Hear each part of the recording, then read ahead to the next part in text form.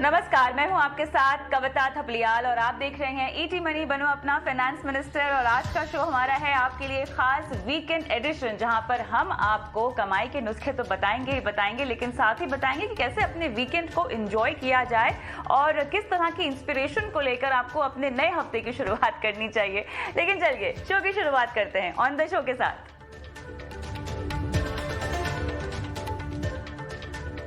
Crypto के विज्ञापनों पर गाइडलाइंस होंगी सख्त, देनी होगी प्रोडक्ट से जुड़ी सभी जोखिमों की जानकारी।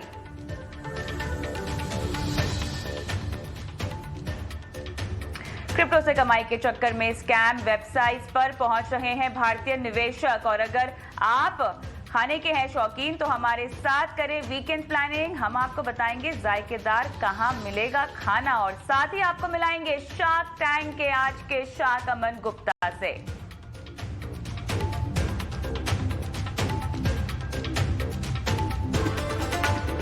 और चलिए इस शो पर अपने सवाल भी आप हमसे पूछ सकते हैं। निवेश, insurance, credit card, loan, crypto currency से रिलेटेड कोई भी सवाल है तो ईटी मनी बनो अपना फाइनेंस मिनिस्टर में आपको अपना सवाल भेजना है व्हाट्सएप पर 9619873567। ये वो नंबर है जहां पर व्हाट्सएप के जरिए आप अपने सवाल हम तक पहुंचा सकते हैं और साथ ही वीडियो के जरिए अपने सवाल हम तक पहुंचा सकते हैं।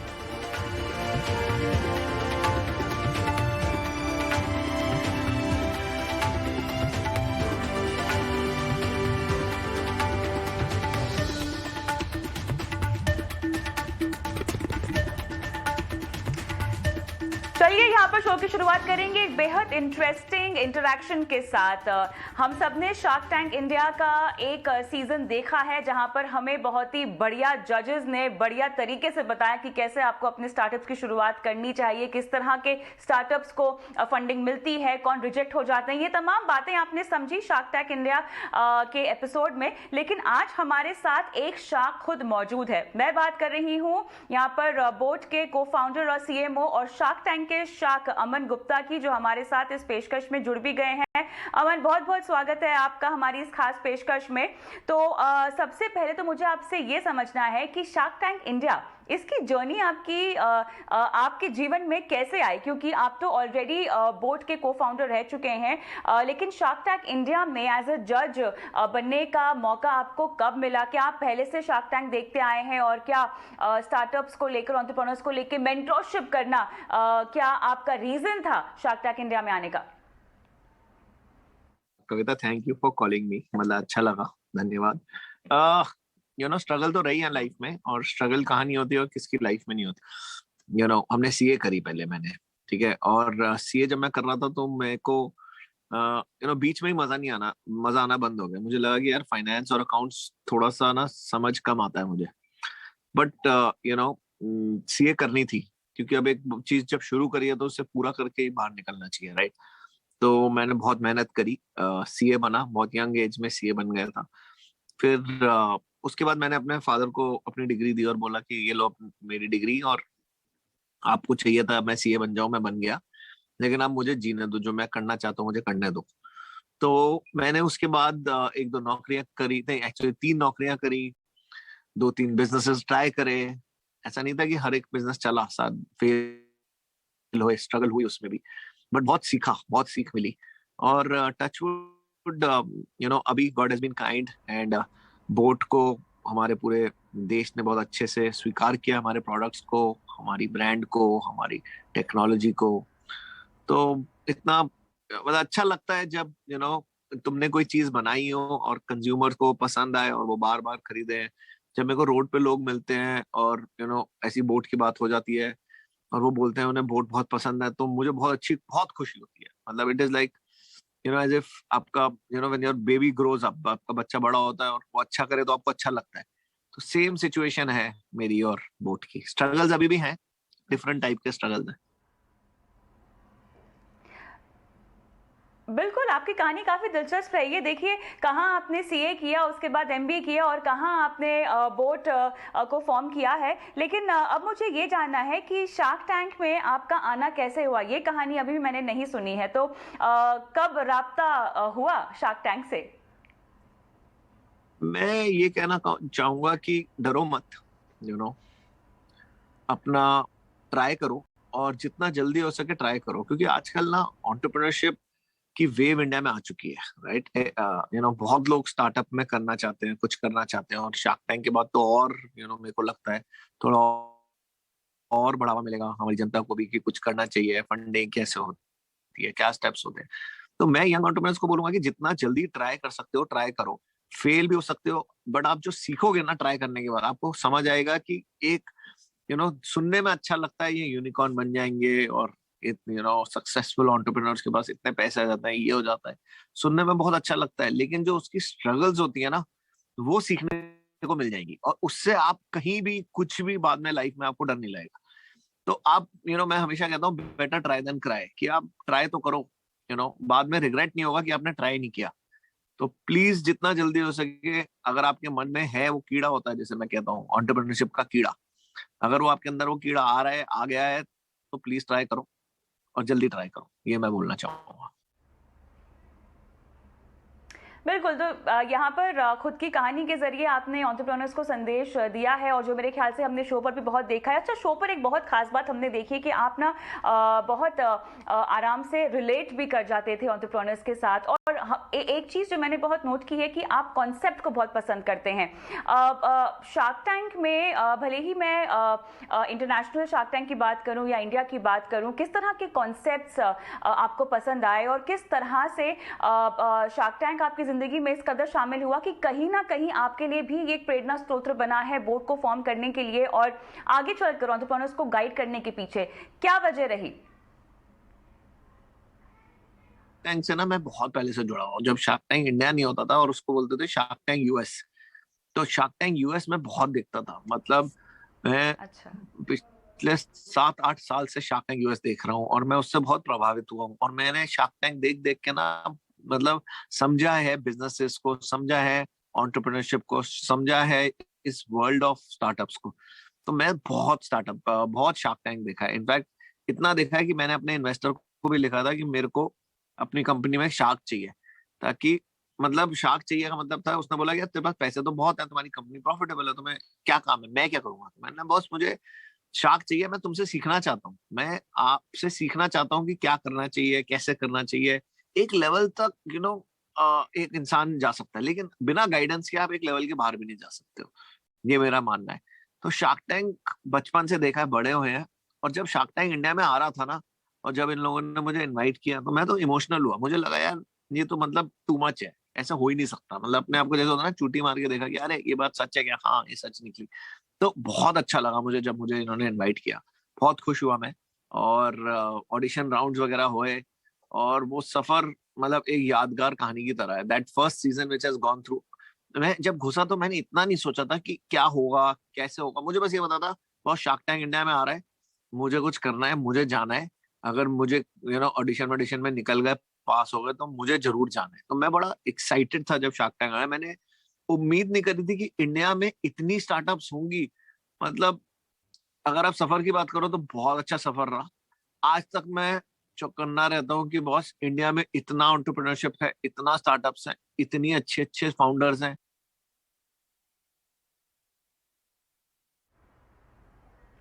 चलिए, यहाँ पर बहुत खूबसूरती से आपने बताया, लेकिन एक चीज़ मुझे आपसे पूछनी है कि शार्क टैंक तो अभी आया है, तब तक मेरे ख्याल से आप तो अपने आप को काफ़ी अच्छे से इस्टेब्लिश कर ही चुके थे।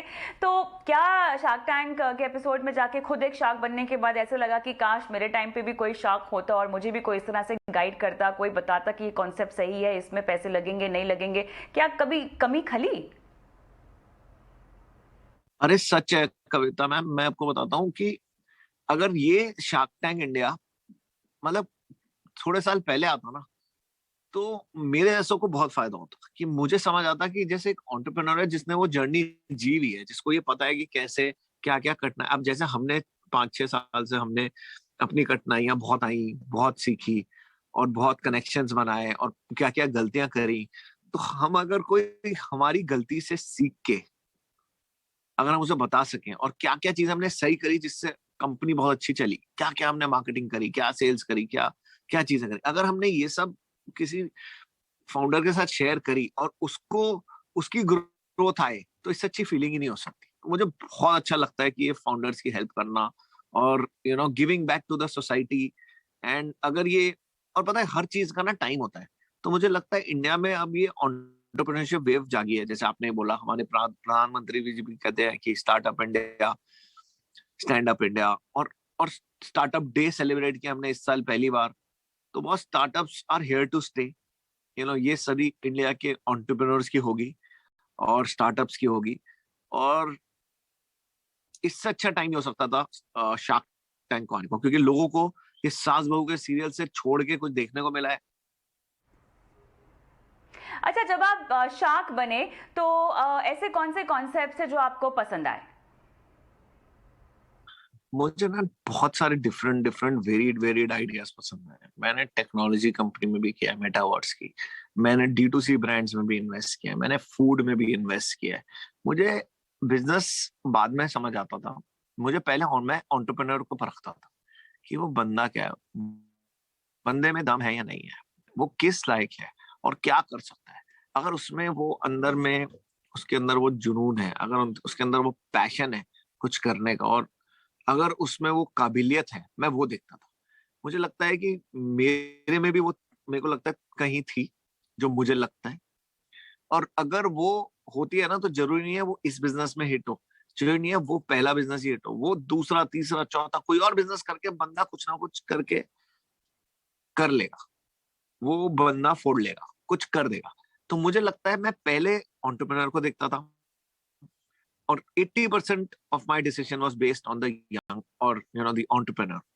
एंड देन उसके बाद मैं देखता था बिजनेस मॉडल और टारगेट एड्रेसेबल मार्केट की बड़ी बड़ी प्रॉब्लम सॉल्व कर रहा है या छोटी प्रॉब्लम है, कितना बड़ा बिजनेस बन सकता है। अच्छा, अमन, मुझे अभी आपसे ये जानना है, क्योंकि लगातार आप एंटरप्रेन्योर से बात करते रहते हैं, तो कहीं ना कहीं समझ में आता होगा कि ये जो कॉन्सेप्ट है चलेगा, इस पे पैसे लगाने चाहिए, ये कॉन्सेप्ट नहीं चलेगा, इस पे पैसे नहीं लगाने चाहिए, या कहीं ना कहीं आपको समझ में आ रहा है किस तरह का ट्रेंड है, क्या चलने वाला है, क्या नहीं चलने वाला है, सो दैट जो आपको इस वक्त सुन रहे हैं, देख रहे हैं, वो तैयारी कर सकें उसके मुताबिक, या अगर किसी के जहन में उस तरह का कोई आइडिया है तो उसे डेवलप करके शायद आपके पास आ जाए। हाँ, मैंने मेटावर्स में किया है, मैंने एक मोमोज में किया है, मैंने एक कश्मीर में एक organic T, Ayurvedic T company में किया है, मैंने ईवी मोटरसाइकिल्स में किया है, मैंने एक कैटल के लिए एक लोकेशन डिवाइस मॉनिटरिंग सिस्टम में किया है, और मैंने एक अंडरवेयर ब्रांड में किया है, मैंने एक ऐसे बहुत सारी है, मतलब कम से कम 20 इन्वेस्टमेंट्स, आपको 10 तो मैंने गिनाई दी हैं। और तो ऐसे मैंने बहुत सारी इन्वेस्टमेंट्स किए, बहुत डिफरेंट डिफरेंट वेरिड इंडस्ट्रीज में। चलिए, तो आपने इन तमाम कॉन्सेप्ट में पैसे लगाए हैं, लेकिन ऐसा कौन सा एक कॉन्सेप्ट है जो आपको लगता है कि नंबर 1 रहेगा इन सब में से? मतलब एक इंडस्ट्री है जो मैं बहुत क्लोजली देखता हूँ, वो है D2C। मुझे लगता है एक टाइम होता था जब कोई ब्रांड खड़ा करने में बहुत पैसे लगते थे, उसकी डिस्ट्रीब्यूशन करने में और करोड़ों लग जाते थे, उसको डिस्ट्रीब्यूशन सेट करने में टाइम लगता था। मुझे लगता है D2C जब ये ई कॉमर्स का जमाना है, और जो कंज्यूमर आजकल नए नए, consumerism is at all time high, मतलब कंज्यूमर्स आजकल नए ब्रांड ट्राई करने में झिझकते नहीं है। जो जो नई नई चीजें आ रही हैं, नए नए ब्रांड्स बन रहे हैं, कंज्यूमर्स उसको ट्राई करना चाहते हैं। ब्रांड खोलना पहले से ज्यादा इजी हो गया है, ब्रांड डिस्ट्रीब्यूशन ई कॉमर्स की वजह से बहुत इजी हो गई है, कंज्यूमर्स को ढूंढना टेलीकॉम और इंटरनेट के जरिए से बहुत फास्ट हो गया है। तो मेरे को जो इंडस्ट्री अच्छी लगती है वो है D2C। और मुझे लगता है कि जिस तरह एक वेव आई थी फिनटेक की, हेल्थ टेक की, मुझे लग रहा है D2C की वेव आनी शुरू हो रही है। जो पहले हमारी दिल्ली में, हम दिल्ली से बड़े हुए हैं, तो DTC का नाम होता था ना, वो DTC बसेस, वो अब चेंज हो गया। अब आप किसी को D2C बोलोगे ना, तो बोलेगा बॉस आप D2C की बात तो नहीं कर रहे, डायरेक्ट टू कंज्यूमर। वो नया और उभरता इंडस्ट्री हमारे देश में होगी, जो मेरे हिसाब से बहुत बड़ी होने वाली है। चलिए, लेकिन अब आखिरी सवाल आपसे पूछना चाहती हूँ। जो आपको सुन रहे हैं एंटरप्रेन्योर्स, और किसी भी स्टेज में हो, मेरे ख्याल से ये एक ऐसी जर्नी होती है एंटरप्रेन्योरशिप की जहाँ पर हर स्टेज में आपको एक मेंटोर की ज़रूरत होती है, एक शाख की ज़रूरत होती है। एंटरप्रेन्योरशिप और स्टार्टअप को खड़ा करने के पीछे तमाम फेजेस जो होते हैं, आप हर एक फेज में क्या सलाह देंगे उन लोगों को जो आपको इस वक्त सुन रहे हैं और जो आपको एक इंस्पिरेशनल फिगर और आइडल की तरह देखते हैं? मतलब जितना आजकल इंफॉर्मेशन अवेलेबल है ना मार्केट में, उतनी पहले नहीं थी। आप फोरम्स ज्वाइन कर सकते हो, आपके बहुत सारे यंग एंटरप्रेन्योर्स तो स्टार्टअप मिशंस और फोरम्स बहुत सारे स्टार्ट हो चुके हैं। आप यूट्यूब में जाओ, उसमें वीडियोस बहुत सारे, मतलब अनगिनत वीडियोस हैं जो आप देख सकते हो। बहुत सारी स्टार्टअप्स के ऊपर किताबें आ चुकी हैं जो आप देख सकते हो और पढ़ सकते हो। तो बहुत सारे ऐसे रिसोर्सेज अब अवेलेबल होने लगे हैं। इनफैक्ट कोर्सेज भी शुरू होने लगे हैं कि जो खाली स्टार्टअप्स के बारे में और बिजनेसेस के बारे में पढ़ाते हैं। और अगर ये सब नहीं करना, आपको प्रैक्टिकल एक्सपीरियंस चाहिए, तो आप किसी स्टार्टअप को ज्वाइन कर लो। आप किसी जब स्टार्टअप को ज्वाइन करते हो तो आपको 10 चीजें सीखने को मिलती हैं।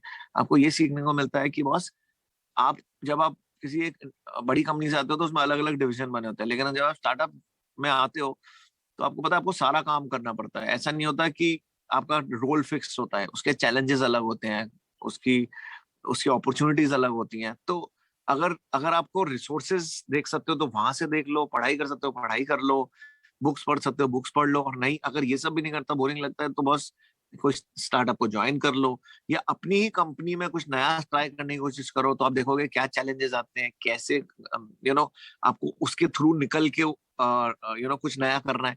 तो बहुत एवेन्यूज खुल गए हैं, अपॉर्चुनिटीज हैं, ग्रैब करो।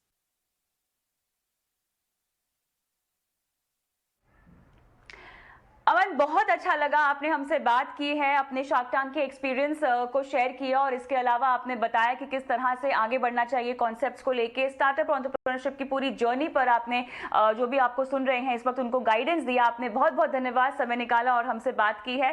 लेकिन चलिए हम अब शो को आगे